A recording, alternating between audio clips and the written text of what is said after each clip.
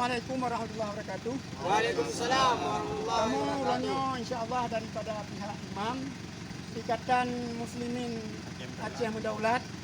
Allah yang berbahagianya dengan izin Allah, rencana kamu daripada pihak imam dibantu oleh Guru Walid Jamil, Ayah Anwar, dan juga pemuda-pemuda dari Jamuan dan Kaya Rabo.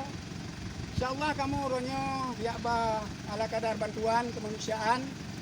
Dua buah titik lah yang nak kuasa katanya orangnya, iaitu Pupuk Belang dan Reseh Gunung atau usahanya. Dalam halnya kamu ulun atas nama pribadi dan pengurus imam juga mengucapkan ribuan terima kasih atas anak-anak katanya, atas laskarnya, atas pemuda-pemuda di Kampung Jamuan, atas guru katanya Walid Jamil, Ayah Anwar yang bersedia waktu, bersedia kesempatan untuk meminta sumbangan serta taputrun kepada masyarakat.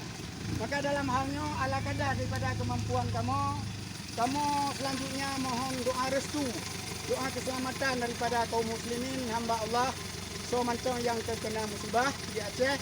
Kamu mohon bantuan doa untuk kesehatan, kesejahteraan, kelancaran daripada kerja kamu. InsyaAllah kamu akan kalinya beberapa kali, dan untuk ke depan kamu berencana untuk selalu bisa membantu rakyat, membantu umat. Maka sudah tu kepada burai kamu Walid Jamil, Ayah Awan, dan terutama sekali kepada laskar-laskar kamu, doa daripada ulun lepaskan urunnya untuk biakba bantuan kemanusiaan, untuk bantu kaum muslimin yang terkena musibah.